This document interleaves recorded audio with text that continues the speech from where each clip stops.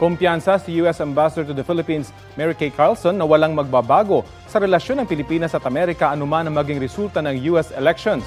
May ulat on the spot si JP Soriano. JP?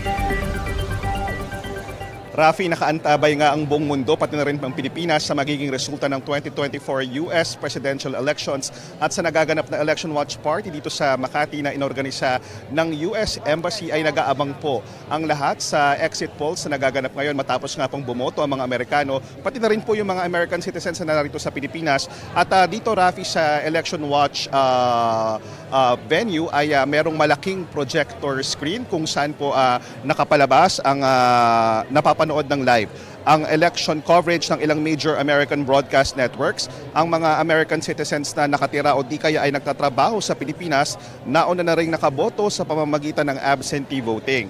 Nag-aabang sila kung sino kina US Vice President at Democratic Presidential Candidate Kamala Harris at dating US President at Republican Presidential Candidate Donald Trump ang magiging susunod na Pangulo ng Amerika.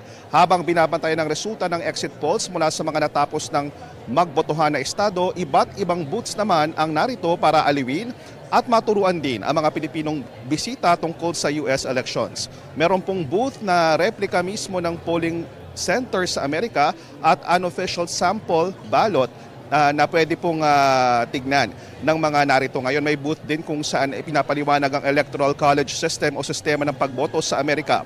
Natanong si US Ambassador to the Philippines, Mary Kay Carlson, ano ang magbabago sa pulisiya at relasyon ng Amerika at Pilipinas kung manalo si Trump na Republican o di kaya si Harris na isang Democrat. Tugon ni Carlson, walang magbabago at mananatiling matatag ang alyansa ng dalawang bansa, kabilang na raw ang tulong at suporta ng Amerika sa Pilipinas kaugnay sa issue ng teritoryo sa West Philippine Sea.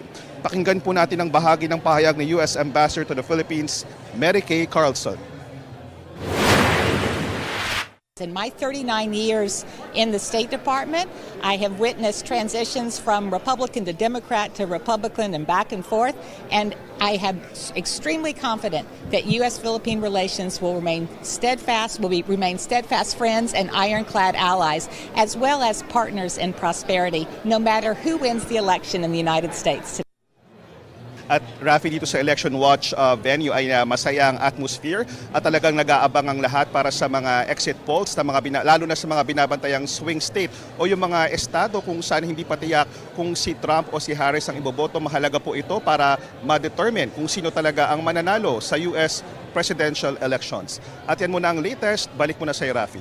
So JP, confident itong ambassador kahit na alam natin na si Trump gusto niya na bumalik yung mga manufacturing companies doon sa Amerika para doon mabigyan ng trabaho yung mga Amerikano.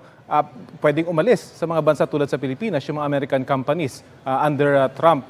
Wala siyang ganitong agam-agam, JP? Walang sinasabi niyang ni US Ambassador, yung mga kasunduang nabuo na ngayon, magpalit man ng administrasyon, maging Republican man o Democratic, si Trump pa nang manalo, kung ito ay napirmahan na at napagkasunduan na sa tinatawag na bipartisan commitment, ay hindi po agad itong mapapalitan. Ito po ay susundin, ang obligasyon na ito ay susundin ng mga mambabatas sa Amerika at ipagpapatuloy po anumang uri ng pamumuhunan, gaya nga ng kahit na merong tinatawag na America First policy. Ito man daw ay magbago, hindi pa malalaman sa ngayon, pero ang mananatili daw ay yung mga dati ng commitment ng Amerika sa Pilipinas na kasama na po dyan ang economy, pati na rin po ang mga iba pang commitments sa ilalim ng Mutual Defense Treaty. At JP, sa mga interesado dun sa US elections, alam natin kakaiba yung kanilang manner ng pag-elect ng presidente, hindi ba? Hanggang anong oras bukas yung mga booths dyan para sa mga gustong pumunta? Nako, mukhang hanggang hapon mananatili dito ang mga opisyal ng US Embassy. Habang may bisita ay tinatanggap naman nila, pero syempre at some point kailangan nilang bitawan itong Election Watch Party at abangan na lang ang resulta sa mga broadcast stations. Pero ang mahalaga po ay para po dun sa mga interesadong malaman, marami po kayong pwedeng matutunan dito, gaya nga po ng pagpapaliwanag sa Electoral College System. Meron pong booth dito na ipapaliwanag talaga sa inyo para maintindihan po ng mga Pilipino, dahil ang botohan nga po dyan hindi yung popular votes sa tinatawag, kagaya dito sa Pilipinas. Yan po ay depende sa dami ng Electoral College sa bawat estado sa Amerika. Rafi? Maraming salamat sa iyo, JP Soriano.